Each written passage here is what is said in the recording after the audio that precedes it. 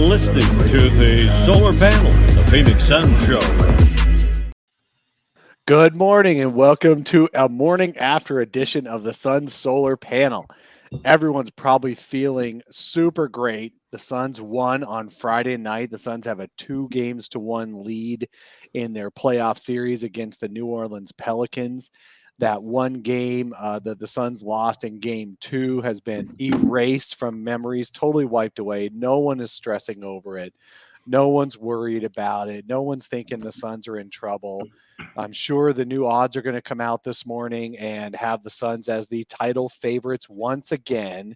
I am joined this morning. This is Dave King, and I am joined on the Suns Solar Panel with, of course, all of you wonderful Flaming Ballers, but I've also got a couple of guests on here.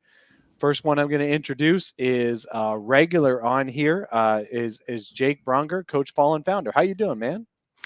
Oh, I'm feeling fantastic. You're right. We're going to Suns in 4 moving forward on every series. Let's do this. All right. And I also want to introduce, all of you recognize this guy. He is the face of Suns positivity and also just realness and also inside information. He's the face basically of a lot of Suns aspects, all good. Flex from Jersey. How's it going, my man? Going good, brother. Good morning, my brothers. Thanks for having me. What's up, Coach? Nice to get on with you, brother. Yeah. All right. We are excited to be here. I love to see everybody in the chat that's already here, even in the first few minutes. We usually take a few minutes to ramp up. People have a delay, I suppose. But we are going to go through 4 quarters of fun in this episode. First thing we're going to do is catch you up.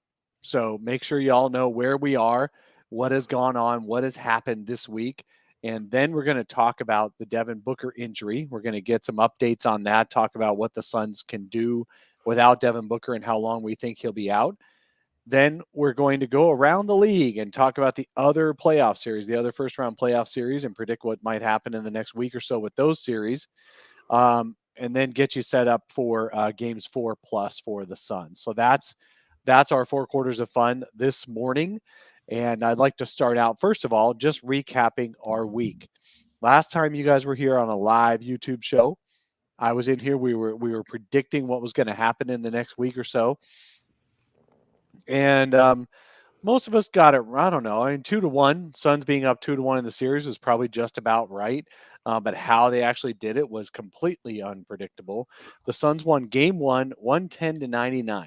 They got out-rebounded by 20 in that game, out-offensive rebounded by 20 in that game, but they still won because Chris Paul scored 19 points in the fourth quarter, 17 in the first 6 minutes, and the Pelicans had no answer at that point. When he was done with his spree, the Suns were up 18, and the fourth quarter was a breeze. Then game 2 comes around, and all of a sudden the New Orleans Pelicans decide that they are going to start making every single contested shot, and the Suns have decided they're going to stop making every wide open shot. It was weird. It was a really weird game. And then on Friday night, the Suns responded back in New Orleans. The Suns still couldn't make any open shots. The Pelicans still made all their contested shots until the final 4 minutes or so. But the Suns won because they brought back the effort, the wear down mentality. They fought through all of their bad play and made it all happen.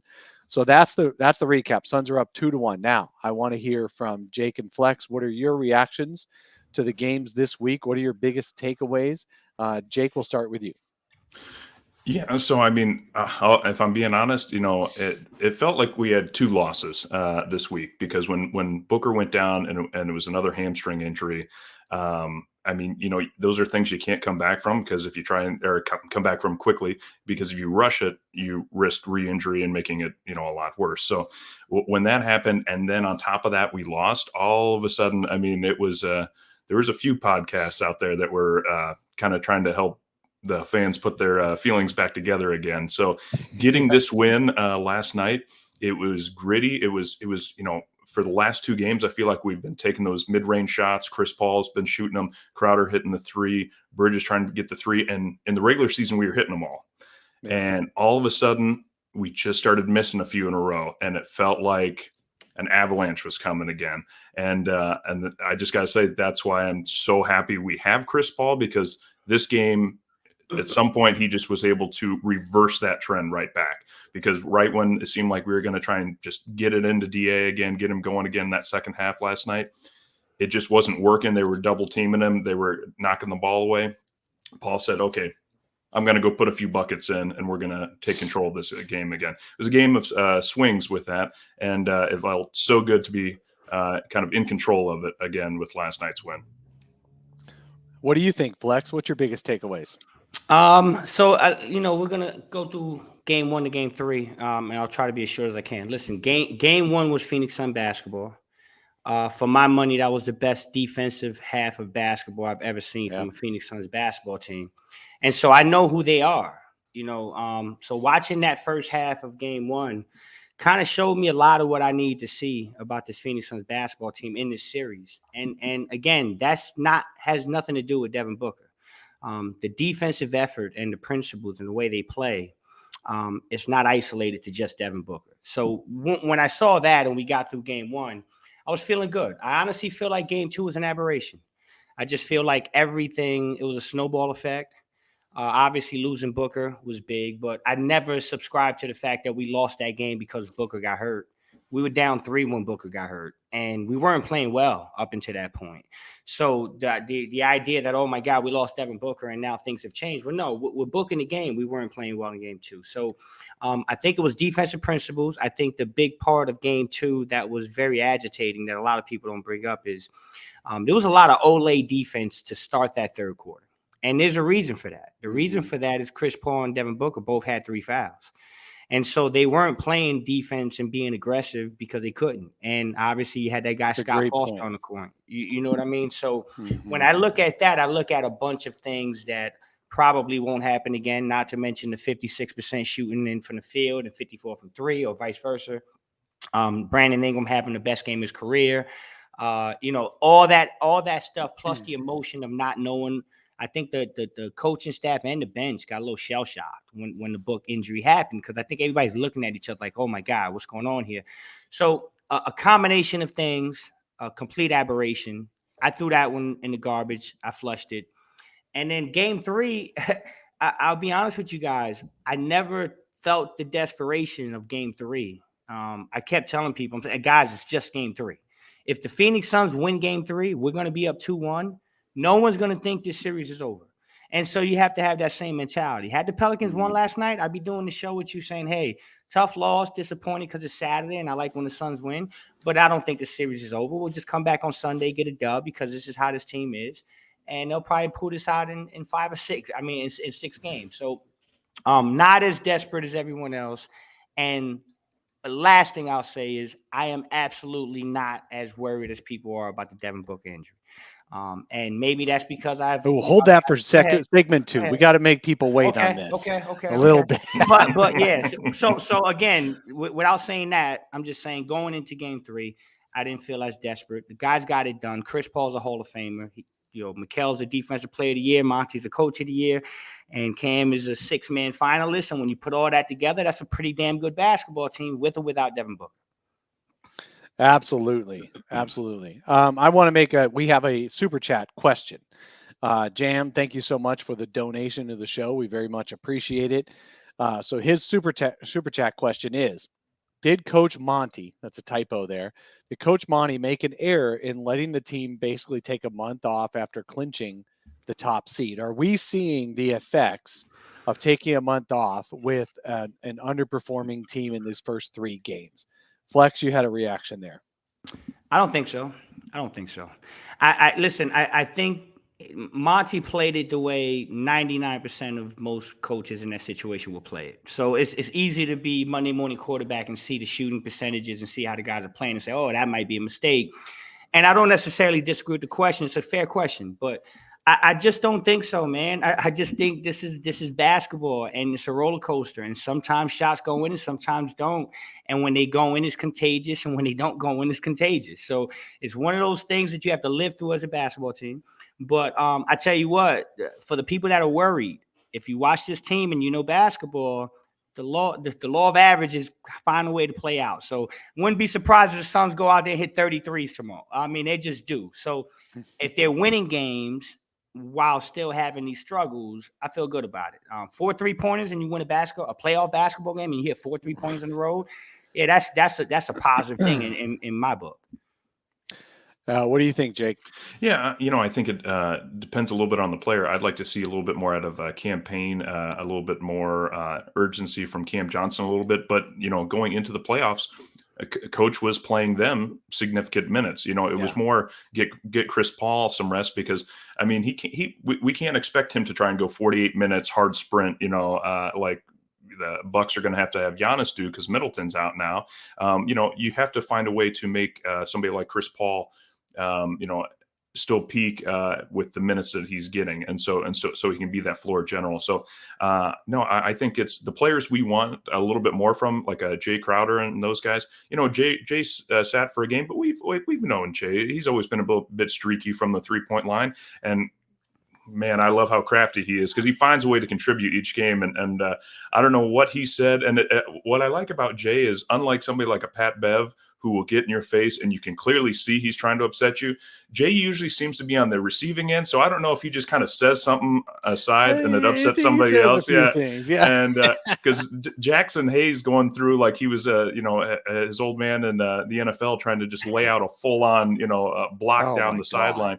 I mean, like, I was like, what, Pelicans fans. This is what don't happens. Boo. What did you think would happen? The skinny kid. Somebody, my father-in-law made a comment, or no, my mother-in-law made a comment. That Jackson Hayes looks like Ish Wainwright's son, who's only 16 still. He's got the same hair, but he's got no body weight at all because he hasn't grown into his body yet. Hey, so let me share some stats here. Now, these are some things that I don't see continuing. The first one I want to bring up. Oh, and I got to do my little jingle. Dang, stop me.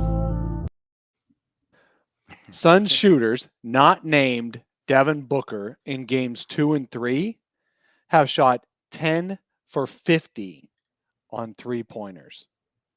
10 for 50. That's 20% on threes. Do you see that continuing, Flex? Nope. Nope.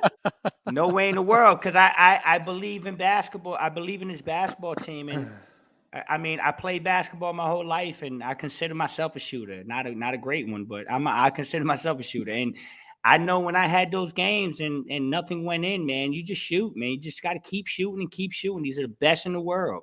The 15th guy on that bench was a superstar in high school and a superstar in college. They know how to make shots, and that's what got them in the league. So I say just keep shooting them. The more they miss, man, I'm like, guys, these guys are due, and I'm telling you, I think it could come Sunday. So, yeah, again, I'm really not worried. Again, if they lost the game, there'd be a whole different story. But the fact that they can win a game while shooting these percentages is absolutely impressive to me. So I feel good, man. I feel good about where we're at. Don't think it'll continue. What about you, Jake? Do you think we're going to continue to hit 20% on threes?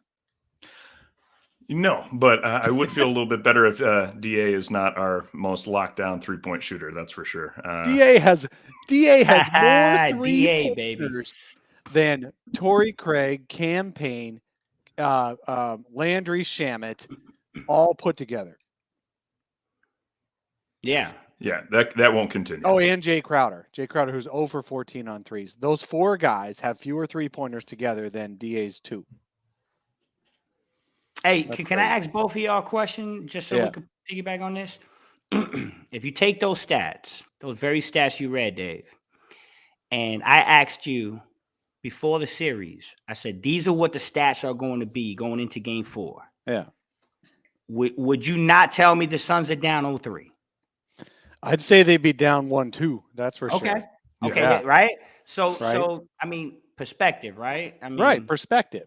So I got one more stat I want to show y'all. I want to share it with. Stop me. Double tap me, Dave. Double stat. Double tapped. The Suns have had 35 or fewer rebounds in each game. And that seems like the Suns are a bad rebounding team. We all think the Suns are a bad rebounding team. They only play one big man. They play 3 wings, and they play Chris Paul. Yet, the Suns actually this season have out-rebounded their opponent 55% of the time, 45 out of 82 games. They average 45.5 rebounds a game. In this series, they're grabbing 35. So that's another one where DA is not the problem. He's grabbing 11.7 per game. The center is not the problem. In game 1, it was a little bit the problem because the center was they were actually they were switching everything, and DA was away from the rim while Jonas was sitting under there gobbling up everything. The Suns have corrected that a little bit, but they're still not getting the rebounding from their wings. When the Suns lose the rebounding battle, they're barely above 500. They're 21-16 this year. When they win the rebounding battle, 43-2. So I have a question for you guys. Are the Suns going to win the rebounding battle in any of these games, and does it matter? We'll go with you, Flex, first. No, they're not. I said this on the 98.7 postgame show with John Bloom in game 1. The Suns will lose the rebounding battle in every game they win this series.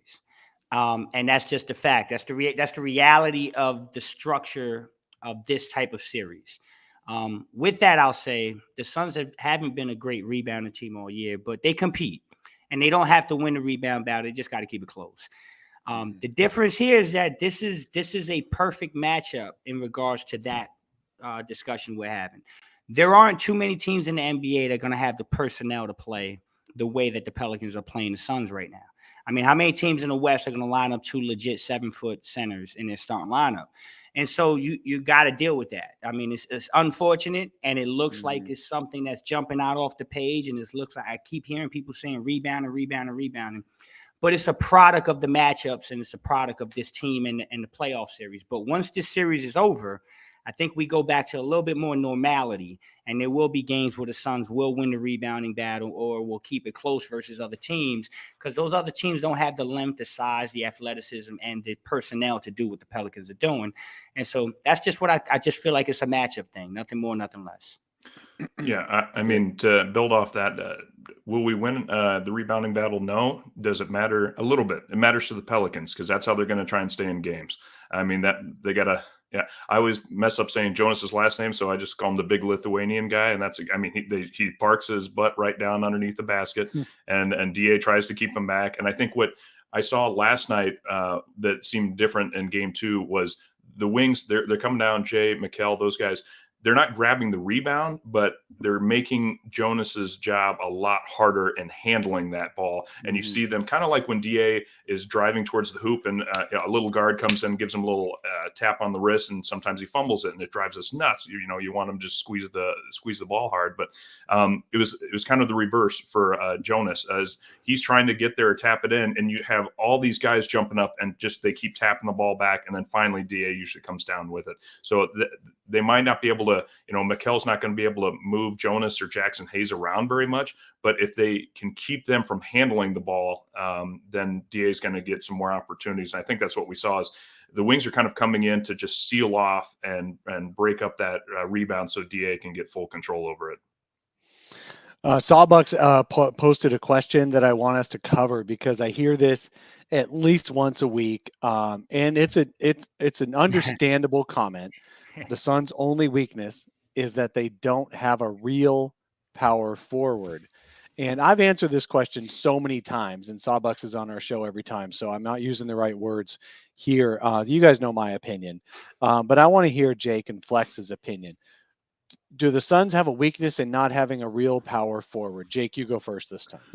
A little bit, but it's not. It's overblown. I hear some of the Suns fans talk about let's get some Biyombo minutes in at the 4. And don't get me wrong, guys, I love the Biyombo story, but I don't want to see him out there. To me, Biyombo's a little bit like the backup quarterback on your favorite football team. He can do no wrong, except for when he actually has to play, and then he could get exposed a lot more in the playoffs. So I like Biyombo more at the 5 if we have to play him. I don't like the guy can do no wrong unless he has to play. Is that what you just said?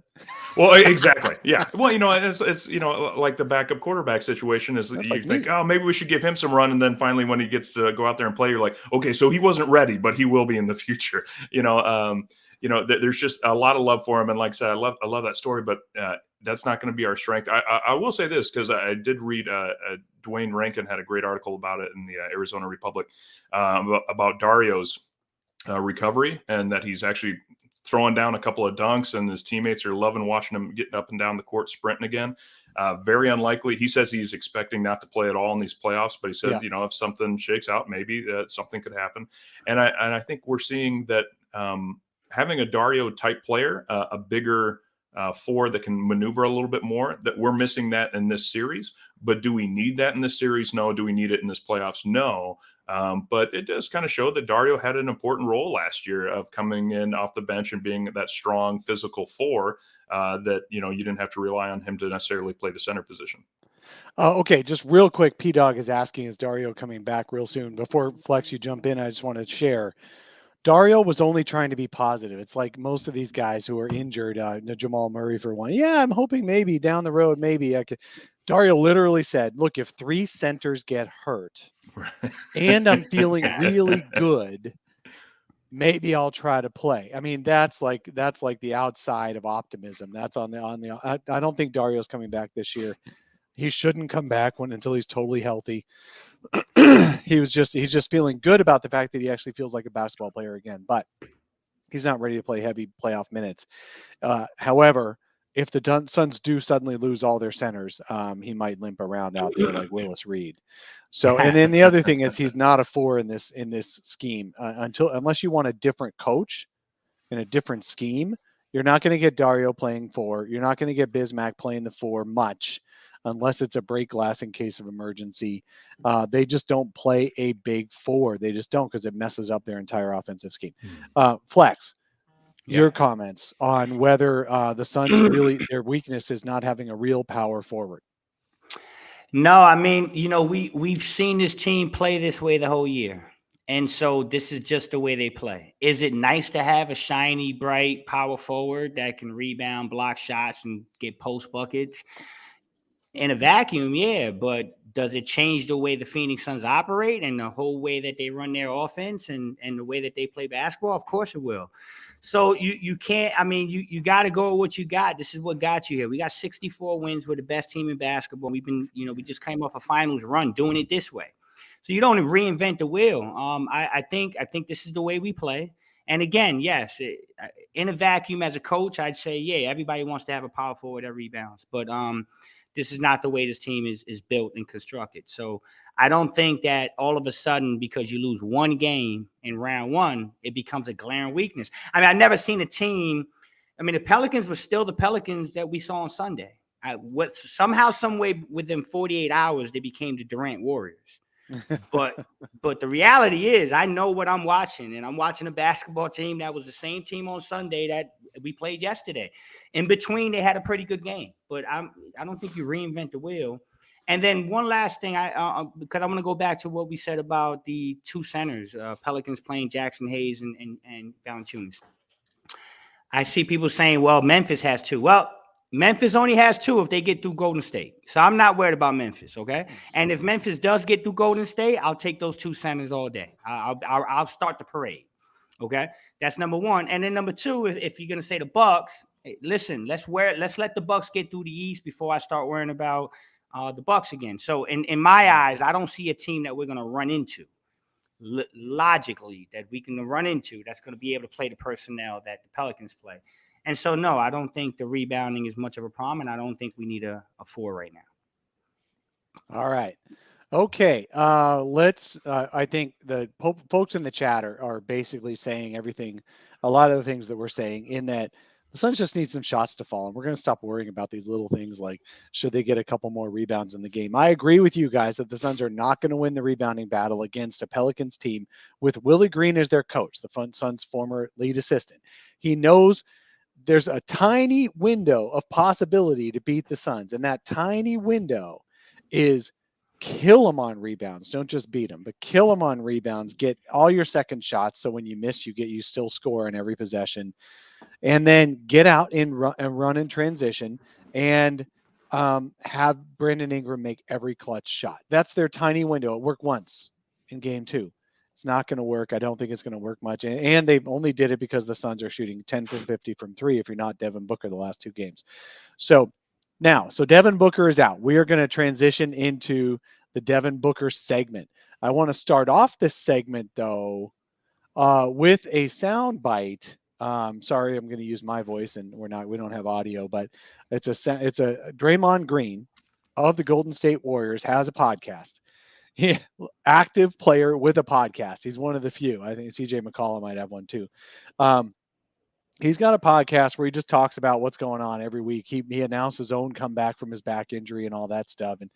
And he actually he's a smart guy, but he's also incredibly myopic about how great his team is and nobody else is.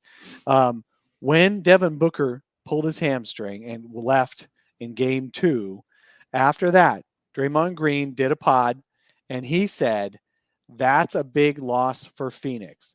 That loss gives New Orleans the 2 best players on the court, which is hard to overcome. And then he added, no disrespect to Chris Paul. Thank you, Draymond. Yeah. So this was before Chris Paul scored 19 fourth quarter points for the second game in 3 games and single-handedly beat the Pelicans without his running buddy.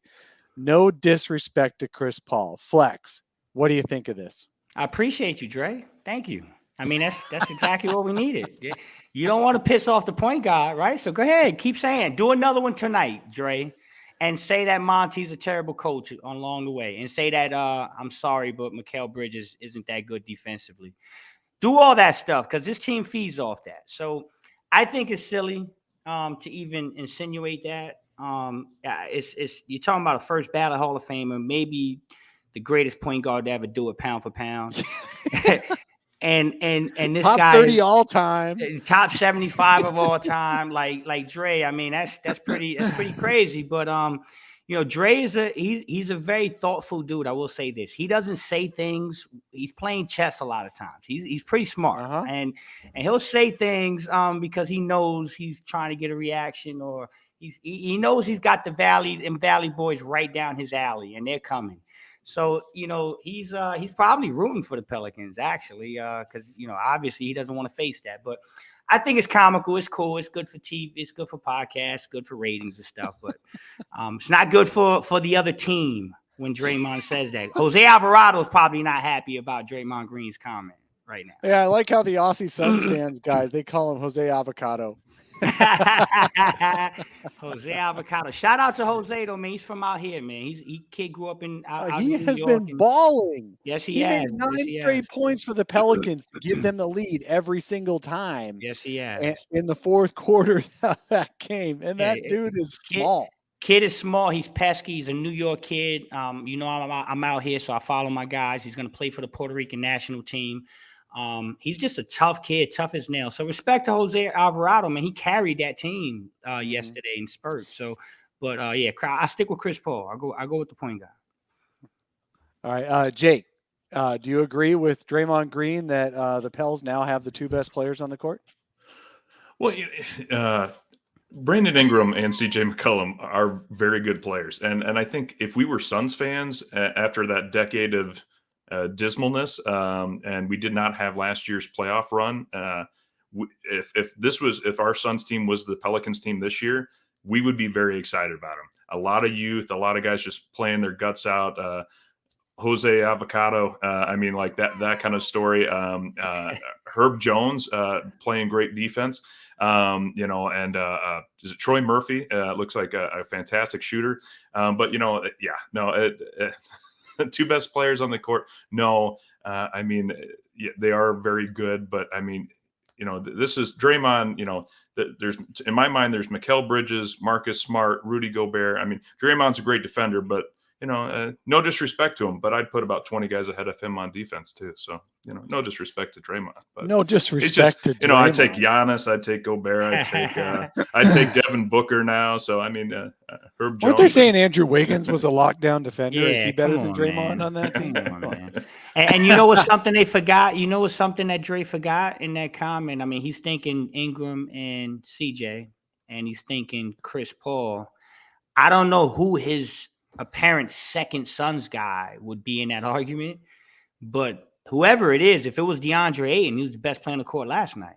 So 28 points, 17 rebounds, 3 steals, a block, an assist. yeah. DA was freaking incredible in that game on Friday night when the Suns needed it. Humble Rumble says DeAndre Ayton, all-star, all-NBA. Look, he played. He brought playoff DA, showed up. Let's not even talk about, well, we will a little bit later talk about the center in Minnesota, how he's showing up in the playoffs, but that's in our third segment. Man.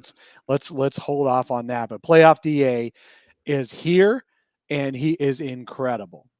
So now let's move on to Devin Booker. Everyone's been waiting. We've got 84 people live right now in our chat watching to hear a status. Devin Booker, I just want to first of all, Flex, before you drop your bomb, I want to first of all tell you the history of Devin Booker with hamstring injuries. Devin Booker has had a few of them in his career. He's been out 5 other times with hamstring injuries in the last 4 years. December of 2021, he missed 18 days, 7 games. January of 2021, almost a year prior, January 2021, he missed 8 days, 4 games. February of 2019, 6 days, 2 games. December of 2018, 13 days, 6 games. And October of 2018, 9 days, 3 games. So on average, he misses a little under 2 weeks. His longest outage was 18 days in December 2021, and they purposely said they were holding him out extra long just to make sure he was 100%. He's missed 2, 3, 4, 6, and 7 games. He's basically a 2 weeks out kind of guy on a hamstring pull. Now, having said that, the Suns would be around day 11 as the earliest that round 2 can start. So, assuming the Suns get through the Pelicans, assuming the Suns are ready to start that next series, Flex, tell us how Devin Booker's feeling and what's the likelihood he'll be back for round 2. All right, man, I'm going to try to do this the best way I can, Dave, because you know my situation here, right? So here's the first thing I'm going to say. I've been on this with my contacts, my sources from very jump, and I'm going to tell you exactly how I feel and what I know, okay? I'm feeling great about the Devin Booker situation. They dodged a bullet. Okay, this could have been a lot worse. That's the first thing we'll jump on. Okay. Secondly, is he's got a grade 1 hamstring strain. Okay, and I'm telling you, I was told initially 10 to 14 days. Okay, the 2 to 3 weeks thing never was told. That's a standard. That's like if you go to a WebMD. Somebody Google something. Right. If you go to WebMD. Right. Somebody Google something. No one that I've talking to that I trust within my sources, my contacts, and within those camps have ever said anything about 2 to 3 weeks. It was initially 10 to 14 days. That's number 1. Number 2 is Devin's already feeling better. So Devin's getting treatment around the clock. He's got his camp. He's got his crew working on him. People coming in from best in the country doing what they got to do. And I'm going to make this very clear. Y'all can take this how y'all want this. The Suns have not ruled Devin Booker out for tomorrow. Okay? Oh, wow. The Suns have not ruled him out for tomorrow. Now, he won't play tomorrow. And you take what I'm saying however you want to take it. Okay? But Devin Booker will not be playing tomorrow. They have not ruled him out, but he won't play tomorrow. But if they had lost yesterday, we'd have a whole different situation. Yep. Okay. So I'm going to tell you that Devin Booker is currently more day to day than he is weeks away. Okay. And that's a great thing. Now, the perspective from the Suns and Devin Booker is How how long can this team hold down the fort to make sure that this isn't something that lingers later? That's the perspective. I don't think the concern is at this point, can Devin Booker get back and be effective? I think he can. And I'll leave you with this last nugget. Some people might know this. Some people may not know this. I've been trying to say it on Twitter, and there are people that don't want to believe it. Devin Booker had a grade 1 hamstring strain after game 2 of the NBA Finals against the Milwaukee The Bucks. same level. The same level. I know for a fact. Okay? This is not a rumor. He had treatment around the clock and played game 3, game 4, game 5, and game 6, scored 40 points twice with that injury. Then went to the Olympics and won a gold medal. Okay? So understand this man has had this injury. He knows how to deal with it. He knows how to play with it. He seems to be a quick healer. Devin, God bless him. Some people are. He seems to be able to heal from these things. So I'm going to say, everybody get off the ledge with the Devin Booker thing. The Phoenix Suns did him a tremendous favor last night by winning this basketball game. Now you can kind of keep him in the hotel room and lock the door, because Devin is a competitor. And if the Suns need him, that kid is going to have to be restrained to not play in a basketball game that the Suns need him in. And you got to keep him from himself. But I'm confident in Devin Booker, and the Suns are going to do the right thing. And they'll be okay. So I am not worried about the Devin Booker thing, and stop reading Google and WebMD. It's just not cool. Well, that sounds good. So let's talk about then the likely scenarios. Let's talk for a couple of minutes. Likely scenarios. Suns are up 2-1. They have one more game in New Orleans. If they win on Sunday, let's say if they win on Sunday, they're up 3-1 coming back to Phoenix for game 5. Does Devin Booker play game 5? No. Right? Because they're up 3-1. But if they get to game 6, yeah. Yeah. Listen, my feelings, and again, I got to tiptoe around this thing. So my feelings are that if the Suns are put in a spot where they're behind in this series, Devin Booker likely will play. But as long as they're tied or up, I don't think it's worth the risk. So you guys make of that how you will. Sure. You know what I mean? But if they're tied or they're up, I don't think you see Devin Booker. But if there's any chance that the Suns go behind and things can get really tricky, we'll see Devin Booker, I think. Flex, you have to tiptoe around this, but I'm just going to say, boom, flex bomb. Fallen Founder says Devin Booker's already improved and on his way back. I'll just start the rumor mill there, but that was I feel the shrapnel with the bomb you dropped. That's great news. I figured it, because every time we kept Dude, that's glitter. That's not shrapnel. This is good bomb. That's right. It's a good bomb. Yeah, it's a flex bomb. You flexed on it. But no, I mean, all those injuries you were talking about, you're reading through some of those dates, how long he was out, and those weren't really playoff runs. Right. And so, obviously, grade 1, I would expect him to try and come back sooner if needed. If we were going to go back to Phoenix down, 1-3, then and I don't have Flex's sources, but I mean, like, I was just thinking, I think Devin might give it a shot and see how he goes. But yeah, that's why winning last night was so important, because it's just, if we don't need him, great. He'll be 100% ideally for the next series then, or very close to it. Let's go forward with that. Yeah, man, I feel we'll talk about this in the last segment, but how I feel about game 4. All I'm going to say right now is I say Devin Booker comes back for game 1 of series 2. And that's perfect for me. Because that's how I feel about how the rest of this series is going to go. Okay, let's talk about rotation. So let's assume Devin Booker doesn't play the rest of the time against the Pelicans, because the Suns don't have to have Devin Booker to win these games. These guys have got to start playing better outside of Chris Paul, DeAndre Ayton, Mikal Bridges, and JaVale McGee. Those are the only 4 players who are playing pretty well. Yeah. Cam Johnson is on the cusp of playing well. He's shot over 50% from the field. Good, really good for him. He just hasn't taken over as a scorer, and we need that kind of thing. In game 3, we had Chris Paul and Mikal each played 40 minutes. Mikal, speaking of guys who heal quickly, Jesus Christ. He could lose an eye in a game. He would just pop it back in and come back in before the timeout's over. I thought he was doing that at the free throw line with like 10. You saw that Right. yesterday? With like I thought it was something serious. Then he pops up and he goes, I'm like, "Our oh, contact." come on, yeah, man. I was like, oh, He just okay, popped it's it not like back an in. ankle or something. Okay, good. Oh, The man. dude is a superhero. They both played 40 minutes. CP will play 40 when he needs to because obviously he's CP. Mikal will play 40 in his sleep. But then after that, I mean, you've got after DA as well, played a lot of minutes. You got Landry Shamet got 29 minutes and Cam Johnson got 26 minutes. How do you guys think that's going to go in game 4? Do you see Shamet getting as much play, Cam Johnson playing more? Is anybody else coming in? What do you got? Nobody else played more than 15 minutes off the bench. Flex, what do you think in game 4 we're going to see?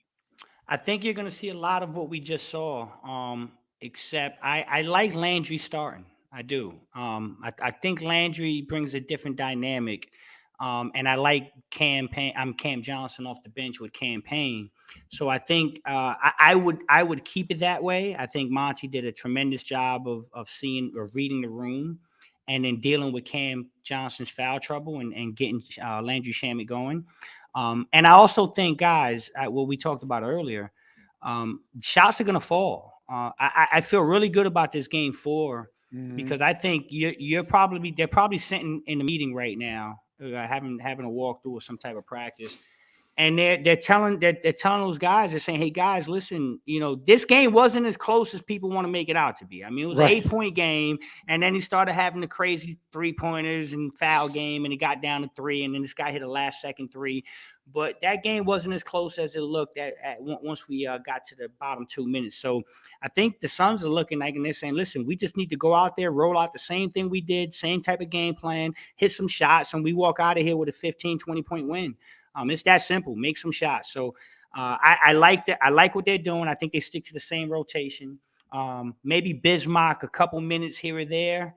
But I think the Suns kind of figured some things out with some of their switches and some of their defensive positioning as far as what the Pelicans were doing. And that's the group. That's the beauty of having Chris Paul, right? The more games you play, the more he dissects, the more stuff that starts to lock into this great Hall of Fame basketball, this savant. And once he figures these little things out, you can't hit the rewind button. Once he sees something and he digests it, it's a problem. So I expect them to be a very similar rotation to what we saw yesterday, with a little more efficiency and a better outcome. Jake, what do you think? Who's got to play more, less, whatever in the rotation? I'll be honest. I was a little bit surprised initially when they went with Shamet instead of going with the Cam Johnson and bringing Mikal kind of down to the 2, because I thought with the rebounding troubles they might try and go for a little bit more size. But obviously, I mean, DA was night and day difference on the glass against Jonas than in this last game than the other 2. So now I see why they went with Landry. I will say this about Landry. That he looks a lot more confident than we saw him at points this season. He was a little bit tentative about getting a shot up. He'd have the wide open 3 and he'd look at it and then he'd swing it back around. He'd be like, no, we want you to build that confidence. Even when he was bricking so many, you got to get out of the slump. And he is taking the ball to the basket. I feel so bad that these refs are so unforgiving on his takes, because he will just get whacked upside the head and come down and they'll be like, it's playoff contact. And then, somebody will get tapped on the hand by him and they'll be like, oh, that was a foul. You can't do that. I know. Like John Hollinger of The Athletic, sorry to interrupt you, Jake, but I'm gonna, because you made a great point about the fouls. John Hollinger of The Athletic just put out an article yesterday or the day before. Fouls are up incredibly in these playoff foul calls. You always talk about the refs let physicality happen, blah, blah, blah. Well, the fouls are up so high. They haven't jumped this much over the regular season in like 20 years. Wow. It's just crazy how many fouls the refs are calling. And Hollinger says, well, some of it might have to do with the teams in the playoffs, right? You've got the Sixers who bait for fouls every single play, but then half the teams are not foul magnets. So it's weird that there's been such a foul jump. So it's possible that the refs will settle down and maybe even let a little more physicality happen, or these teams are just being so physical, assuming that it won't get called, that the refs are just forced into calling all these. I don't know. That's crazy. I just wanted to point out they're up way high this year. Well, and sometimes, they'll say when they're calling games that the refs will start tightening it up a little bit if they think the players are getting a little too chippy. But I think you can see kind of the opposite end too, because I've been watching a lot of the playoff games, and there's been more than just the Suns games where all of a sudden the players are meeting at half court and they're standing up to each other, and the refs have to get up and kind of break it apart. And I almost think that's because you will see on one play, somebody just gets a light tap, and then you'll see Landry get thrown into the stands. And it's like, okay, we got to call it the same here, because they're going to get very upset and get very frustrated, and that's going to leak out. So I think it can actually go the other direction if they try and call it too tight, that these guys are actually going to get chippier, and it's going to get more frustrating. And we like we saw with Jackson Hayes get tossed out. I'd rather us beat a full strength Pelicans team, but that was an extremely cheap shot. And I know Jay's a talented actor, but he didn't have to act really. No on disrespect to Jackson Hayes, Yeah. but the Pelicans were still full strength even after he got tossed. Oh, let's not give the Pelicans a pass here. No, yeah. But no, I'll say this though too. I think some fans were getting down on McGee a little bit over the last 2 games, and JaVale was going incredible. I mean, right? Like, his offensive game looked smooth. He wasn't trying to toss up goofy stuff. He was doing some great traditional post moves. And Dave, I actually remember this, so I'm going to shout you out on this. Some Suns fans were trying to push the idea that we really needed to get Larry Nance Jr. on this Suns team at the trade deadline. And you pointed out that Larry Nance, good ball handler, good player, not a terrific three-point shooter. He's actually below average. And that's what we saw last night, is JaVale was like, I don't have to come out and guard you because you will not be hitting a lot of threes again. Mm-hmm. And I think you saw Nance missed, I think, the basket a couple times. I know at least once he just smacked it off the backboard. I mean, he's a career 30% on threes. I mean, we got Torrey Craig. I'd rather have him over Torrey Craig, but there's a big difference in money. Hey, so let me ask, there's Code brought up something that's been coming up a lot in the last couple of days. Shocker, shocker. Suns lose a game. All of a sudden they should have built their roster differently. But this is a valid discussion. And while I don't agree with it, it's a valid discussion. Code says, truth is, James Jones should have traded for Eric Gordon at the trade deadline. Now, let me just give you all the facts really quick. Eric Gordon, $18 million a year. The Suns don't have a first-round pick to have traded until like 2 or 3 years from now. Yep. The Rockets wanted a first-round pick, and you'd have to do salary matching. And no, Landry Shamet's money does not count. And no, Torrey Craig's money did not count because he wasn't acquired at that point. So who were you going to trade? Was it going to be Dario Saric? Okay, fine. But who else? And I'm also a big proponent of, a believer in the butterfly effect. You cannot just swap one thing that should have happened 3 months ago and assume all else is the same, and all you're doing is plugging one more guy in. So I don't think everything would be the same, and all of a sudden you could play Eric Gordon the second Devin Booker's hamstring gets hurt, and things are better. And don't tell me the Suns could have won more games. They set a franchise record for wins. They cleared the field on every record you can have this year. So saying they could be that much better, sure. But having said that, right now, last night, it would have been nice to have Eric Gordon on the floor with the Suns. So for sure, I can totally see why Code is saying this. Now, I don't like leaving something in drafts for 2 months and then you pull it out on the one time you needed it, but that's okay. And I get the point. Flex, what do you think about, should the Suns have acquired Eric Gordon at the deadline? And would they be better off right now? Like, what's your take on this whole thing? I think you nailed it. I think you nailed it. I mean, in a vacuum, if I can leave my house right now, go to ShopRite and buy Eric Gordon and throw him into this team, yeah, hell yeah, I do it. That's not how it works, though, right? It's not how it works. You just can't. You got to go and you got to give up something. So you mentioned you don't have Torrey Craig. It probably would have had to be Dario Saric, Jalen Smith, and a future first-round pick, something like that. Okay. So now, you got Eric Gordon off the bench, right? How does that affect campaign? How does that affect Landry Shamet? How does that affect the fact that you no longer have another wing to throw at Ingram and Torrey Craig? I know Torrey Craig isn't doing anything offensively, But again, I'm not gonna completely sell out on Torrey Craig the same way I'm not gonna sell out on Jay Crowder, and the same way I'm not gonna sell out on Campaign. I've seen these guys do wonderful things for this basketball team in the most crucial situations, the finals run last year and this incredible regular season. So again, in a vacuum, yeah, of course. I mean, if Devin Booker goes down and you plug in Eric Gordon and everything is all well, yeah, that sounds good. But at the end of the day, I think Monty did the right thing. I didn't like the fact that we would have to shuffle so much of that basketball team and give up so much. So I like the point. It's a valid point because of the Booker injury. But other than that, no, I think he did the right thing, and the way he put this team together is the way it is, and I love it. Jake. Yeah, I mean, absolutely. I think, just look at the Lakers right now, right? I mean, there's a reason why they're still getting so much press and they're not even in the playoffs. One's because they've just got a lot of fans, but two, it's because they have traded away so many of their first round draft picks. They've got 3 guys that are so heavy on their salary cap. I think after this series, especially when Book comes back, we won't be talking about Eric Gordon anymore. And so, I mean, it's a situational circumstance type deal. It to me would be a little bit like if all of a sudden Jay Crowder went down, we'd be like, see, we should have traded for a power forward at the trade deadline. Well, yeah, of course we should have if we knew our power forward was going to be injured and we were going to be 1-1 in a playoff series. All of a sudden, it's easier to say that. So, no, I definitely think Eric Gordon would have been a great piece to have, but a first-round pick, Jalen Smith, and this is assuming that the Rockets even would have accepted that deal of saying, Dario can't play, and we'll lock up our salary. Someday in the future first rounder. Yeah. They did not want the someday in the future first rounder. The Suns didn't have the pick they wanted.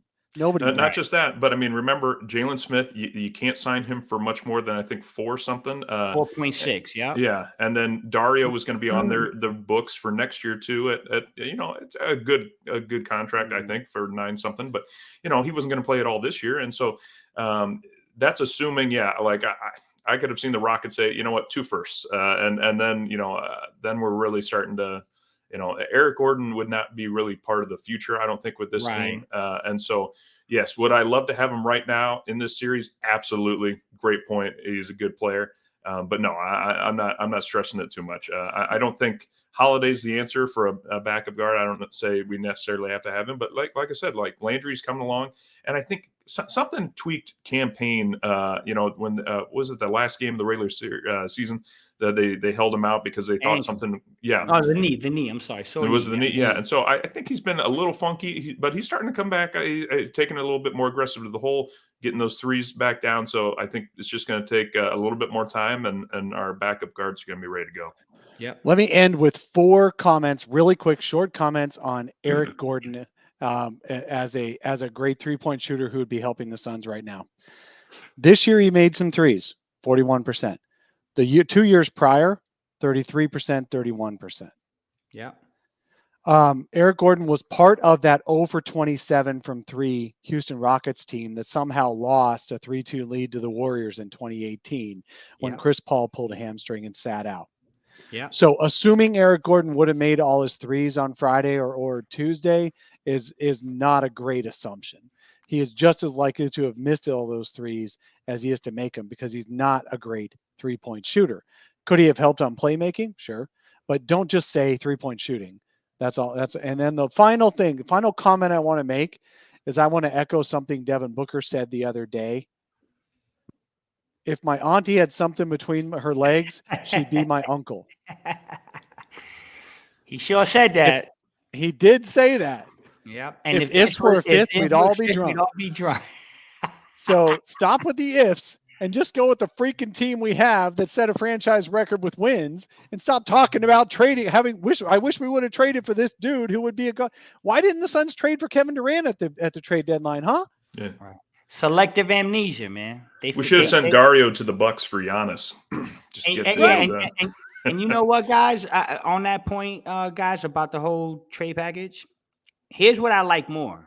I like if the Phoenix Suns can make a championship run this year, and then you add Dario Saric to your team next year. Yeah. That sounds a lot better to me on a good contract, a guy that fits the system, a guy that the locker room loves, and a guy that we know performed well in this environment. So yeah, could you imagine if the Suns make a championship run and now you bring back, hey, Dario Saric is back? How much better are they? So it's a lot to think about. It's not, you can't do everything like this in a vacuum.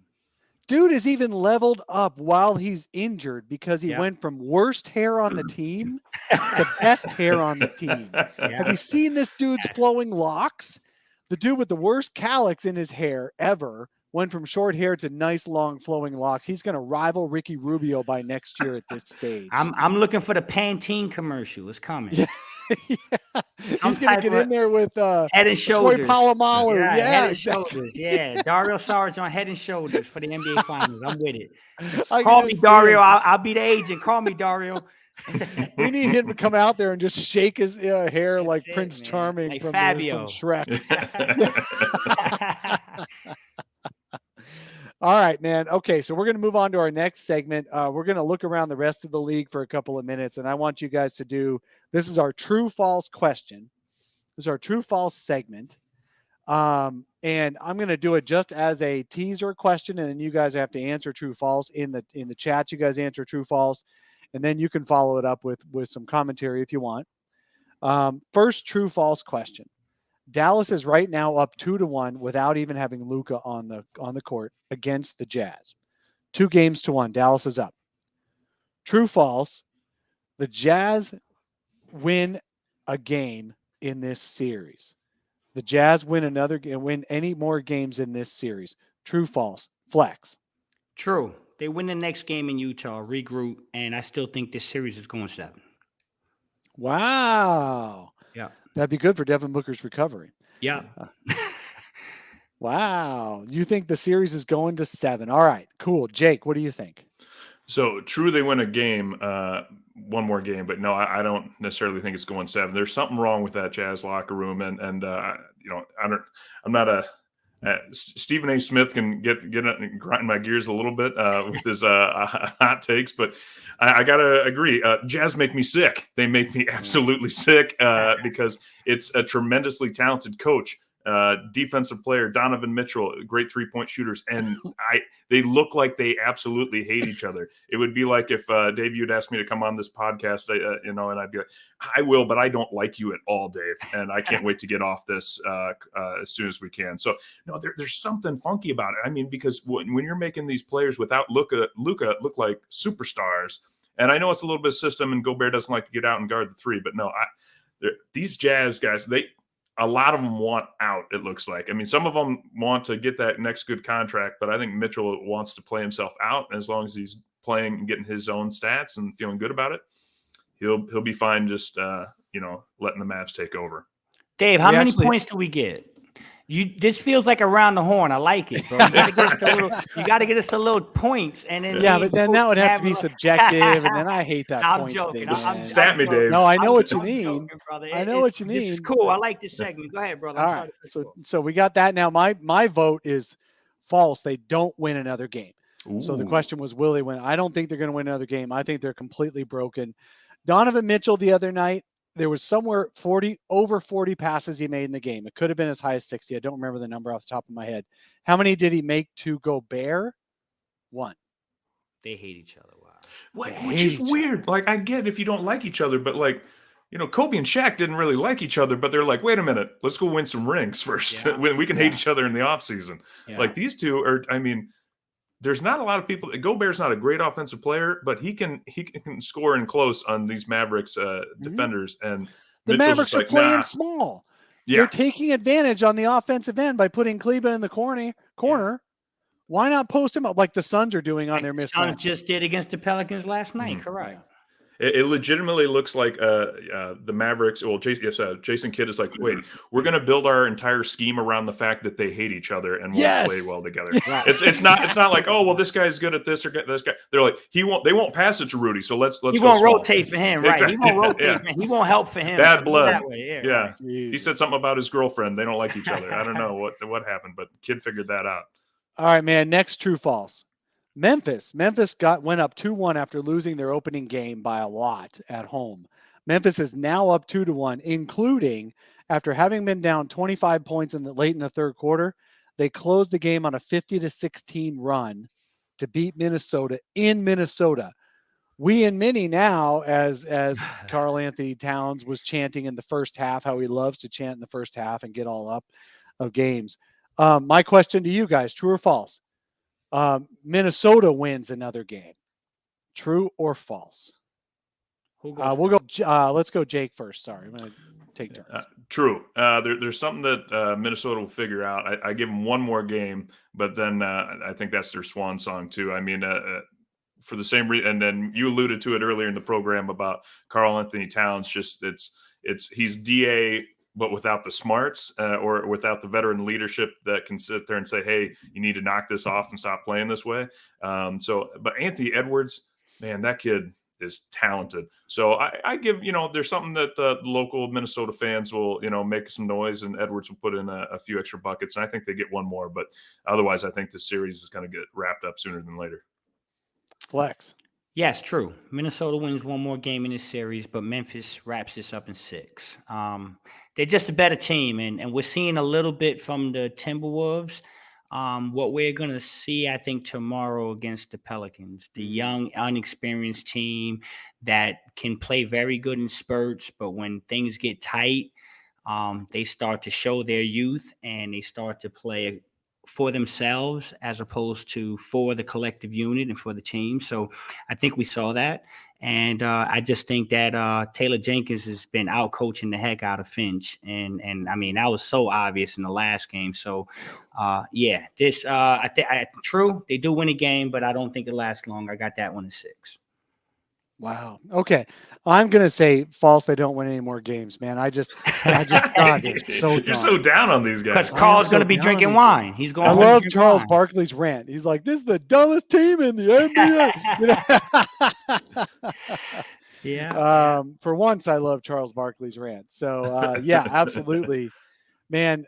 Memphis is just so good, and we'll talk about Memphis going forward in these. They're a team that, you know what, sometimes I'm like, they're young, they're not going to, but they do a lot of the things that can beat the Suns. So I do worry about Memphis, but they do have to get through the Warriors first. I love the fact that the Suns have the top seed, and Memphis and Golden State have to play each other in the next round, and the Suns don't have to play both.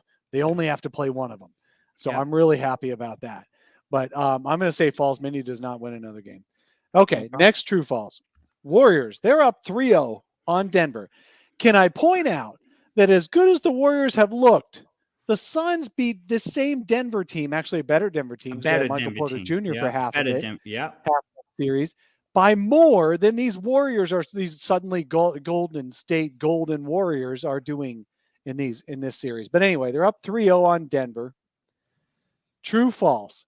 Does Denver wins another game? True or false? Denver wins another game. False. False. This is over. Put old Yeller to sleep. I'm sorry, man. It's just, Denver's just not a good basketball team. And this is why, you know what, Dave? This is why I would love the NBA. I know it would never happen. And I know there's a lot of people that don't agree with this take. But this is why I wish the NBA would let the voting go one more week. I'm not saying, because it's a regular season award, so it is a regular season award, but I'm saying let it go one more week.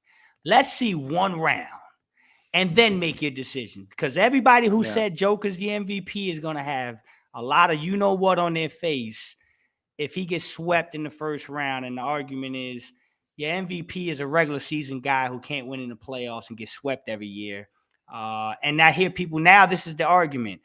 Well, you know what? You got to do it in prime time, and winning is more important. Well, guess what? That's what Devin Booker did all year, and you ignored it, and you went with these fancy little flashy stats, and he may be getting sent home. Hopefully he's not the MVP, because I think that would be a bad look. But short, false. Yeah, I think it was false, right? False. Yeah. They're not winning the game. This is sweep, and it is what it is.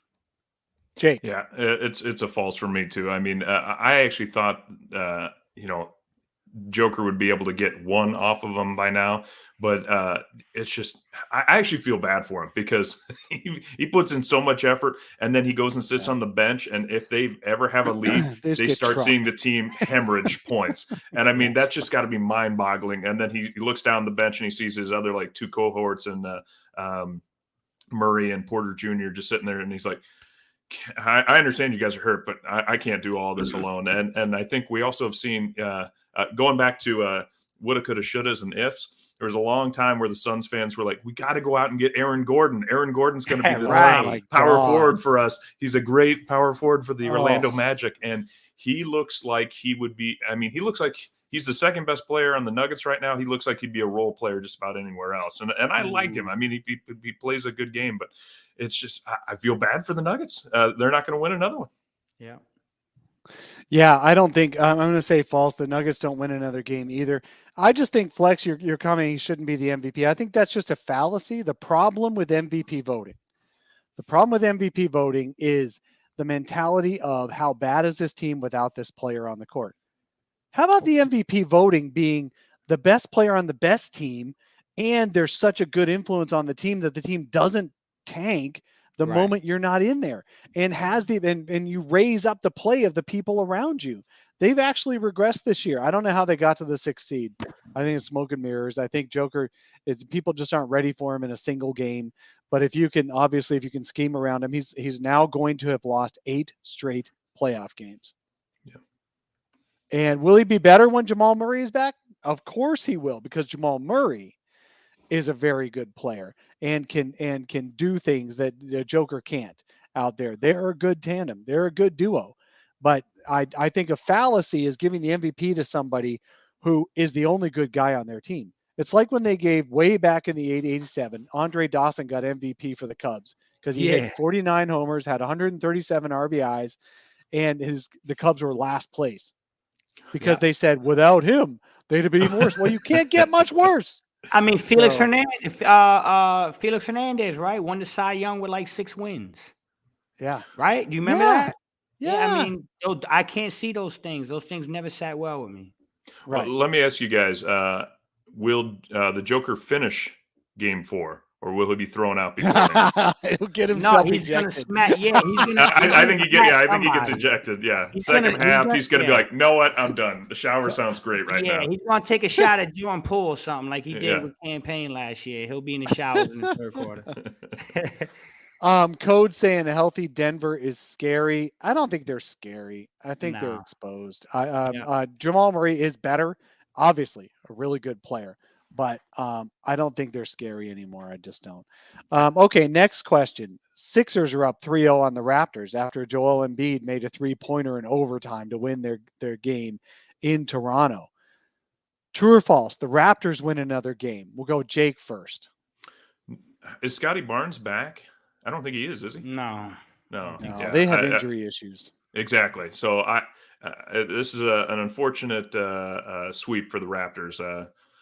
Feel bad for the Canadians, but I think the team can stay on that side of the border. Oh, they'll just finish the game and stay on that side of the border. I like That's that. right. Flex, what do you say? False. Yeah, Joel Embiid is playing incredible. He does have a thumb ligament injury that he's going to play through now, so that's going to be interesting true. for the rest of the playoffs. But for this one game, I just think they're deflated. Toronto's not going to be able to come back from this, and Philly's just playing really good basketball. So, yeah, I think that's another clean sweep. But I'm more intrigued with what happens going forward with Joel Embiid. Prayers up, too, man. I hate players getting hurt in playoffs. I know, having to play through that from the first round on. See, the good thing about Devin Booker is he'll get over this hamstring injury if they do it right. Yeah. And he'll be fine. It sucks to have to play through that the rest of the playoffs. All right. So next true false. I agree with you guys. The Raps are done. They're not going to cross the border again. That's awesome. The Bucks are up 2-1 over the Bulls. The Bulls did get that one win in game 2. The Bucks cleaned their clocks in game 3 in Chicago. So do the Bulls win another game? True, false. The Bulls win another game. Flex. False. The Milwaukee Bucks are the best team in the Eastern Conference. They're the defending NBA champions. With or without Chris Middleton, they'll rally together. You saw last night what they're built like, and I was happy to see that because I think the Suns and the Bucks are cut from the same cloth, which is why they played such a great series last year. So no, false. The Bulls do not win another basketball game in this series. The Bucks finish them off, and we'll see them again in June, baby. Phoenix, Milwaukee. Yeah, that'll be fun, man. A finals rematch. I would Yes, sir. love that. Jake, Yes. what do you say? Bulls win another game. Yeah. So we will be seeing the Bucks in the finals, but it'll be after the Bucks take one more loss from the Chicago Bulls. There's Oh, gonna be some. Chris Middleton takes what they say over 43% of their usage in crunch time minutes, and Drew Holiday is just not that guy right now for him. So Giannis has to do a lot more work. So this plays into the Bulls' hands. Bulls will get shellacked in this series. Don't get me wrong, but I'm giving them one more win, and I think they'll upset some bettors, but they'll get one more. hey, Flex, I don't know if you were around back then, but I used to have a co-host, Tim Tompkins, Yeah, I remember who would Tim. do Just show with you yeah. guys. Yeah, he would vape during the games too. He would just blow Yeah. the smoke right at the camera. I'm Don't trying even not. bother going to the side, man. Yeah, that's He would true. just exhale right at the camera, right in the middle of waiting as one Espo or I were on a rant. Shout Feel out. free not to turn. To- Okay, I don't think the Bulls win another game either. I feel like these series are getting wrapped up pretty quickly. The Bulls, they matched by winning game 2 against the Bucks. They doubled the number of wins they got against playoff teams for the year. They had only had one playoff game win against a playoff team. So, or is a top 4 playoff team, something like that. But they were just been awful against really good teams. They doubled that. So I don't think they're going to win another game. All right, next one. Ooh, this is a toughie, man. Purple. Celtics somehow got. Sorry. Purple. Somebody said what color? I got to go with purple. I'm a Phoenix guy, man. Come on. Sorry, bro. Does that have a grape flavor or something? Great flavor, yes. Great flavor. Purple grape, and my go-to is orange. Could y'all have guessed that? All right. my backup is orange. I'm sorry, brother. Go ahead. No. It's good. It's good. You got to answer the questions in the chat. Yeah. Okay. Big series. Celtics are up 2-0 after they made the game winner on in the first game, and then they had a great finish in the second game as well over the Nets. The Nets are now going to be at home. What do you think? My true false here is it's a bad true false, but we'll make it the same question of all the other ones. Do the Nets win a game the rest of this series, and what do you predict for the rest of the series? Flex. Yes, the Nets are going to win a game. And I still got Boston in 7, which I said before the series. I just think Boston's the better team overall. And I think the Nets will find a way to get a couple wins in this series to keep things interesting. And I do think it's going to go 7. I think I could see Brooklyn winning the next 2 at home. And then splitting, 5, 6, and 7 towards Boston. But that's the series I'm loving, man. Besides watching the Phoenix Suns, I'm fixated on that series. It's just not your traditional 2-7. It feels like an Eastern Conference Finals, if I'm being honest. And I think this Boston team is pretty damn good. If there's a team in the East besides Milwaukee that gives me a little bit of apprehension, it's Boston. I think Boston can come out of that East, and that would be their defense is just stifling. Their defense is stifling, and they got those 2 stars. I like Jason Tatum, and my favorite underrated. I don't know if you can call him underrated because he's an all-star, but I don't think he gets enough credit. I absolutely love Jaylen Brown. I mean, I'm fascinated with that kid. I think he's a fantastic player. He's 25 years old. The kid is a genius, by the way. He could have went to NASA. Like MIT came after him.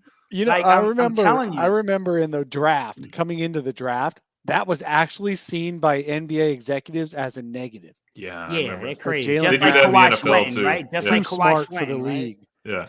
Too smart for the league, right? The kid got. I mean, you're talking MIT and NASA. The kid can beat Kevin Durant and then fly a rocket to the moon. You don't want that guy on your team? Come on, man. I love Jaylen Brown. Shout out to Jaylen Brown, man. Yeah. Well, go ahead. So what was I going to say? So Robert Williams is supposed to be returning for the Celtics in game 3. And then Ben Simmons is supposed to be playing his first game for the Nets in game 4. It's funny that Robert Williams had a real acute injury and is going to join this series sooner than Ben Simmons, who had back soreness and mentality soreness. But you know what? I'm not going to question someone's mental psyche. Mental issues emotional issues are a real problem. And when you have them, it takes a while to get over them. I'm not questioning that. I just think when they use back soreness as an excuse, that's a problem. That's all. And I just think it's funny he's coming back later than Robert Williams. Jake, what do you think? Do the Nets win another game? Do the Nets win a game in this series? I mean, Kevin Durant can just win a game by himself if necessary, and he's got Kyrie finally playing games with him, and not taking days off. So, no, they're definitely going to win some games here. But this next one really is the one that's going to determine that for me. I mean, if they win this one, then I'd say they could even go down 1-3 and still make it go all the way to 7. I still think the Celtics win, but if they go down 0-3, then maybe this isn't just maybe Durant has slipped a little bit. But no, right now I think you got to give some credit to them. I don't think Ben Simmons. They said Ben Simmons might get 10 to 15 minutes. That almost to me might be worse for his psyche to limit him that much. And I don't know if his back is that bad, if he's going to have to do like the Steve Nash approach and just play a lot and then go lay down on the, on the sidelines for a bit to keep his back from locking up. But the Celtics are getting reinforced and the Nets really don't have any help coming. That's how I see it. So I still think Celtics win, but Durant's he'll take a couple games at least. Boy, imagine. So Kyrie right now, he spent the entire season not playing home games. And now, actually, he missed half the season period. Then he played only road games. Now he's playing all their games, but he's in the middle of Ramadan where he's not eating or drinking anything from sunrise to sunset. You know who else is going through Ramadan, according to a buddy of mine? I didn't realize this, and they haven't made a big deal of it. Jaylen Brown is also not eating or drinking. Jaylen Brown too. Yes. And this is not even water. You can't even have water. Nothing from sunrise to sunset. Did you see Dave? Did you see the other night they had the coach on the sideline with the time? He went right to Kyrie. Time, right? 7:41. Go get you some bananas and some fruits, man. It's an incredibly difficult thing to do, and a lot of respect to these guys, man. I mean that is some unbelievably tough thing. It's tough to do that as a regular worker. Just walking around your house. Walking around your house and just walking the dog and cleaning things up, like to play a professional basketball game against Jason Tatum. Yeah, I mean, it's crazy stuff. Shout out to those guys, man. A lot of respect for that. Yeah, this buddy, he's also going through Ramadan. He says it's just awful, and he was just piling up food and drinks for halftime of the game the other night when he was there at the game. And the thing is, you can't even eat a lot after 13 hours, 16 hours, whatever it is. If not, all you can do is like we saw Kyrie with a fruit cup because you need the sugar, and or a banana because you need the potassium or whatever, so you don't cramp up. It's just crazy. I mean, think about that, cramps. These guys need to be hydrated so they don't get cramps when they're playing, and yet they haven't been able to even consume water all day. So big power, more power, Kyrie. But I feel also bad for the Nets having to deal with Kyrie. I mean, Jesus Christ. Yeah. Jesus Christ. One thing after another, man. One thing after another. I mean, wow. All right. Last true false. I know I'm keeping you guys long. I appreciate you. Let's go. I love it. Last true false. The Heat, they're up 2-1. They got their 1 point win. I think it was the Heat. No, I'm sorry. The Hawks won by 1 point in game 3 in Atlanta. With Trae Young hitting that floater with 4 seconds left to give them the lead. After our own fan favorite PJ Tucker made a 3 to give Miami a lead right before that. Trae Young makes a floater, and he said, I never thought that was going to miss. He threw the floater so high that it almost hit the top of the building and dropped in through the net, but he knew it wasn't going to miss. Do you think the Hawks win another game? True, false. The Hawks win another game. Heat are up 2-1. Jake, we'll start with you. No. To me, Trae Young is kind of like a Kevin Durant light. He can just go and steal a game, steal your heart from you, but he hasn't reached – he doesn't have the he's not at Kevin Durant's level yet, and he doesn't have the Collins, to me, isn't Kyrie Irving. So, and I don't – is Capella back? He was out last I saw, don't think right? So. Yeah. And so they're missing the big man in the middle a little bit. And so, I think the Heat, to me, the Heat, the Grizzlies, the Warriors, the Suns, a little bit the Celtics, we're seeing these system teams these like one guy takes over ISO ball at the end. It's really fun basketball to watch. And the Heat just happen to be one of those teams right now where, you think, well, Jimmy Butler's the best player potentially, but then Tyler Hero's the one that goes off for 15 in the fourth quarter and wins you the game. So it's a fun thing to watch. But yeah, the Hawks have to essentially play Trae Young spoiler ball, and I don't think they can do any more than what they've done. All right, Flex, do the Hawks win one more game or more?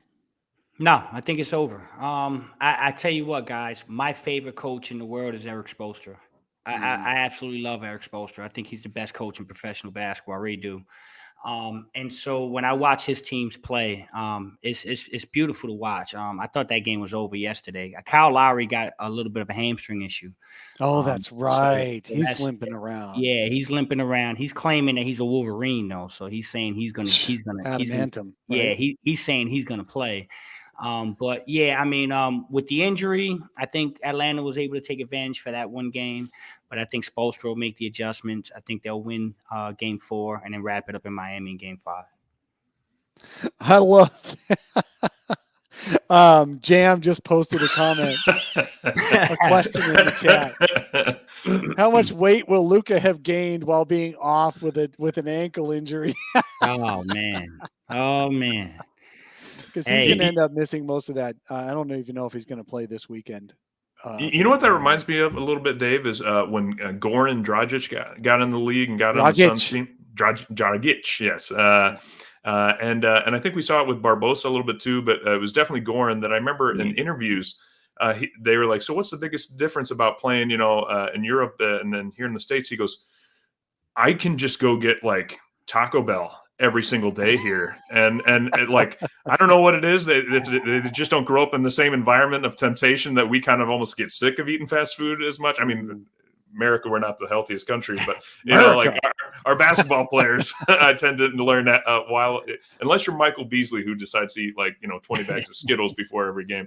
But no, sometimes those guys, I could see Luka coming back, and you just know the broadcast team is going to get their media sheet and they're going to say, he looks a little bit bigger, doesn't he? Yeah. He looks a little bit bigger than what they're building him at. Yeah. That could become a thing, guys. Absolutely. Someone said if he's hanging out with Zion, he's going to get fat. I mean, Jesus, Zion, holy crap. He was walking off the court after their win the other night with next to Brandon Ingram, who admittedly is not a guy you want to walk next to if you're a hefty dude, because Brandon Ingram being so skinny. But my God, Zion looked like a bodyguard who was once in shape back in high school and now is just shape. Right. It's scary, man. That kid better get it together, man. Somebody's got to get in that kid's ear. That kid's playing with his career, man. So it's a terrible thing, man. You got that much talent, man. You got to get right. You got to be a pro, and you got to get your body right. Charles Barkley says it all the time. The best thing that ever happened to Charles Barkley was Moses Malone calling him fat and lazy, taking him out to the track in Philly at 4 a.m, running, getting him in shape. Yeah. If Zion has that dedication, I think he'll be a great player. But if he keeps this up, man, we could be looking at I'm not even going to go there and say what I was about to say, but let's just say we could be looking at a very unfortunate situation for a kid with that much talent. So hopefully I'm wrong. Flex, Dave, let me ask you guys something quick. And I apologize because I know we're going long, but I think this is a great conversation. It's great things to listen to. It is. And this is what I have to ask is, have you either of you been to New Orleans? No. Yeah. No. Yes. Okay. I was there for Flex, All-Star game in 2014.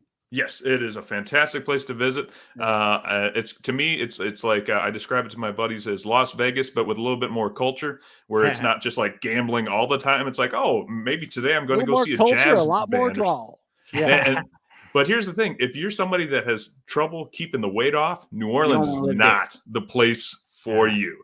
That place, I could have 3 square meals, and then a buddy would be like, hey, it's 9 o'clock. And you'd be like, oh my God, yeah, let's go eat some more. Like, you just find ways to keep eating in that city. So I don't know, maybe he needs to get traded to the Jazz, Donovan Mitchell swap or something like that in Salt Lake. And he can just, be out there in the mountains and just kind of breathing the clean air and losing the weight. But yeah, Zion in New Orleans, that's I've heard about that. Leaving a grilled steak in front of your dog. It's gonna be eaten. It's just too tempting for him. Right.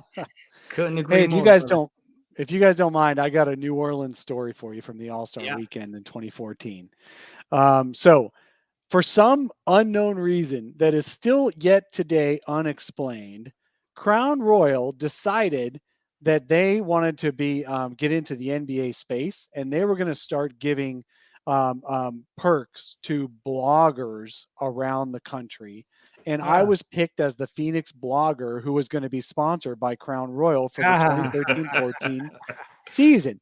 First of all, I'm the last dude you'd want to give a Crown Royal sponsorship to. Second of all, a blogger?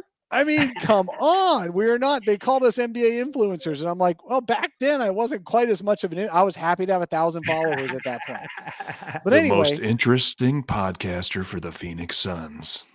that is sad if that's true. You can, the most interesting man in the world. You could be the most interesting podcaster. Dave King drinks his Crown Royal with a splash of apple. Man, I got like 8 bottles of Crown during that season. Every month they sent me a new bottle. I've become awesome. A whiskey drinker since, but I was not before. Anyway, they paid for us to go to All-Star Weekend. Oh, that's awesome. They gave us tickets to All-Star Game. Awesome. And they spent the entire time whiskey and dining us from Thursday night to Sunday night. Damn, how did you cover anything? I didn't. It turned out to be it was a fan fest kind of thing. I barely even made the All-Star Game, hungover as crap. I didn't cover anything that weekend. The All-Star like Saturday evening festivities, we were basically sitting in a private room at a restaurant, eating like crazy and drinking like crazy and just watching it on TV like anybody would have at home. But they NBA influencer or whiskey influencer. Yeah, whiskey influencer. Apparently, I got so much Crown Royal. Jesus Christ. And it's so funny because all the bloggers that they were sponsoring looked like me. Okay. Because that's who bloggers are, right? They look like me. We're in New Orleans. We're the only ones who look like us in New Orleans, first of all. On Saturday night, they took us to this, I can't remember the name of the bar, but it was a really popular bar Saturday night. And there was they had free drinks. We had our floor, like a balcony all to ourselves and everything, a loft all to ourselves. And then there's the dance floor, the drinking area downstairs. And they moved us down to one of those bottle service areas roped off, where you got some couches and stuff. And this place is shoulder to shoulder people. And we're drinking like crazy. Again, 30 guys who look like me. Well, actually 2 or 3 girls, but 30 who look like me in this New Orleans downtown bar who nobody else looks like us. I'm not going to go into any further. I don't know anything about New Orleans, right? Y'all, if you know anything about it, I get it. They all look like Zion Williamson. But anyway, so we're there and we're looking like, but we're so drunk we don't even notice, right? I'm waiting for Kevin Hart to show up. There's supposed to be an appearance by Kevin Hart. Gosh. Okay. This is so perfect. I'm sorry. Just bro. Crown Royal. Just thinking like, don't worry, guys, for bringing in Kevin Hart and And with these guys, I mean, one of these dudes is like passed out drunk, and everyone else is like kind of we didn't know what was going on. Yeah, Dave, I'm just imagining you sipping your whiskey, being like, "Say it with your chest." You know what I'm imagining, man? I'm imagining Hangover 4 with the blogger. Yes. Where's the movie? Where's the tiger? Today, when you went back to the room, was there a lion in the room or something?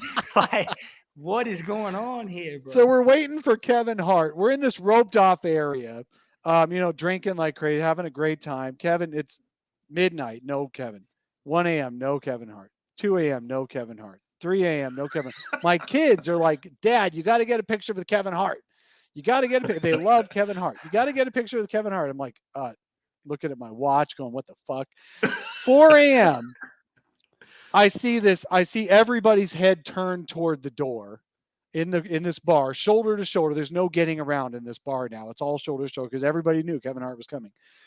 4 a.m., everyone's head turns toward the door, and I see this circle of bodyguards, right? And then there's a hole in the middle of the bodyguards, right? And they're walking Kevin Hart to a corner of the bar. Kevin Hart's about 5'0". Right. So there's no seeing Kevin Hart. It could because have been he's Devin. It could have surrounded. been Devin Fart, and you wouldn't have Yeah, known. it could have been anybody. But He's got to say it with his chest. Yeah. and Yeah. I'm there trying to figure out how I'm going to get a picture of Kevin Hart. I'm certainly not going to get a picture with Kevin Hart because he's surrounded by his bodyguards, and they're not letting me in to see Kevin. So I'm picking up my phone, trying to do all that and then climbing onto things and getting a downward angle picture because the dude is not the tallest. We'll just say that. And I finally get a picture, and it's this cloudy. It looks like taking a picture of Sasquatch in the woods kind of thing. It's like all grainy and stuff. Oh man! But I swear to God, it was Kevin Hart. And I told my kids, I'm out. I sent them the picture, and I'm out. And I walked back to my. Okay, hey, I'm Dave, waiting you for need the to tweet movie, this brother. now after Yeah, the I'm waiting show. for the movie. We need the cinematic version of that, bro. Yeah. I need the cinematic version of that, brother. I got some people out here in New York that's in. I think I could hook that up, man. You start talking, we might have a hit here, bro. Hangover 4, Dave King and the Bloggers, man, in New Orleans. It was the goofiest thing. I'm with it, bro. Man, I enjoyed it. It was a free weekend, and that was one of the best solo weekends I've done. Great city. It was great. Yeah, that was fun. So that's my New Orleans experience. I've been there twice before. That was one of them. All right, hey, let's wrap this up with a quick preview of. We're going to make quick predictions for the Suns. True, false. The Suns are up 2-1. True, false. The Pelicans win another game. Flex. Man, this is the toughest one you're giving me here, huh? Yep. I'm gonna say false. I think the Phoenix Suns come out and get greedy on Sunday. They understand the magnitude of getting Devin Booker more rest, and shots start to fall. I'm not gonna give you a score, but I will say I think the Suns win +10, and then wrap this thing up on Tuesday in Phoenix, and everyone will say what a great series it was. And here I was thinking everybody I was going to be what a great series it was. Little Paulie. Rest in peace, Paulie. Rest in peace, Jake. And here I was thinking I was going to be the one overreacting to the most recent game. But so I'm going to play this one a little bit more cautious. I think the Pelicans do grab one more, but I agree. If the Suns are able to break their back on this next game, if we can take both games in New Orleans, that just will take the life out of them. And so this is the one I want to win the most. I'd rather, it's I can see the Pelicans getting this one. Then we have to go back and handle business at home and then take them down in New Orleans. Okay, I'm gonna say false. I think the Pelicans have had their day in the sun. I think the Suns, they've been so cold from outside. They're gonna start hitting some, and that's all it's gonna take because they also got scared in the loss for showing up only half-ass. After that game 2 win, Monty and those guys were so flabbergasted by how low energy they were. They usually never admit anything like that. But Monty Williams is like, yeah, I was surprised. And Chris Paul and Cam Johnson had no answers for why they didn't play with energy in game 2. They got scared into playing with energy the rest of the series.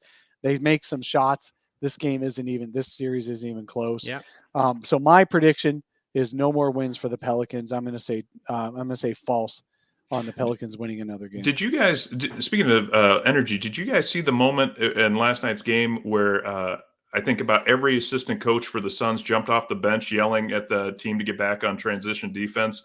And just I saw about 3 coaches jump up and all just start pointing down the court. And I'm like, I forget how many coaches we have, but like all the players, they all started sprinting right away. Yeah, they were all engaged. Yeah. Yeah. Yeah, because they were so flabbergasted. Monty said that's the worst transition defense he'd seen in 3 years. So I think they're correcting themselves. And on Friday night, they still weren't playing well, but they played their ass off. And in the fourth quarter, they did outwork the Pelicans. The Pelicans had outworked them the first 3 quarters, even just slightly, because they were playing hard. But the Suns finally got one over on them. So I think that's going to turn out real well. The only thing that does worry me is Willie Green has not yet tried to trap Chris Paul at the half court. Right. So for some reason, Willie Green is letting Chris Paul have his way, especially in fourth quarters. Without Devin Booker out there as an outlet, that is one little worry, one little wrinkle that Willie has not done yet, trapping the ball out of Chris Paul's hands and making somebody else make a play. And I don't know who that somebody else is right now without Devin Booker out there. So that's a That's one wrinkle that I haven't seen yet, that we might still see. But I still don't think the Pelicans win another game. I think that just makes it interesting. I'm going to part with one more because you made a Paul Westphal reference, Flex. Yep. One final comment. Connection, a Suns connection, I did not even realize was true until Monty brought it up the other day. Monty Williams used to play for, in college, one of the greatest Suns coaches of all time, in John McLeod. Yep. And Monty got the job here in Phoenix, and he always loved John McLeod. And he got the job here in Phoenix just after John McLeod passed. And he said it was weird. It was fate. It was he had always wanted to come back to Phoenix and play with, be around John McLeod again. Now he just thought it was meant to be that he would take over the Suns after McLeod passed when he came back 3 years ago. That's a hell of a connection I didn't even know was there. And he used to go visit Paul Westphal. Yeah, I mean, when Westphal was sick. when Westphal was sick. So Monty's a great dude, Notre Dame guy, man. I mean, Monty, this whole thing turned around when Monty showed up in Phoenix, man. I still remember the press conference. So I'm glad we got that guy on our team, and that's another reason why I don't feed into the adversity, man. Monty Williams is a leader of men, and these guys respond and they love him genuinely. So shout out to that man, and he should get Coach of the Year. So hopefully we'll be hearing that next couple of days or so. Yeah, that'd be nice. Okay, so that's the parting thought. We don't have enough time today to talk about scariest conference finals opponents, so we're going to do that next week. So folks, thank you so much for joining us. I really appreciate it. Flex, tell us where we can find you. At Flex from Jersey on Twitter, Instagram, Facebook, Coast to Coast Podcast, KSRN Network, 98.7 Arizona Sports with John Bloom after the games, and whenever the hell y'all want me. All right, man. Right here on the solar panel, PHNX too, man. Everybody, I'm a equal. We love you around here, man. Appreciate you, brother. Jake, where can we find you? You can find me in Phoenix on Tuesday night because I'm coming in for the game. And so folks, let me know in the chat too, because I've been wondering, should I go to the beach?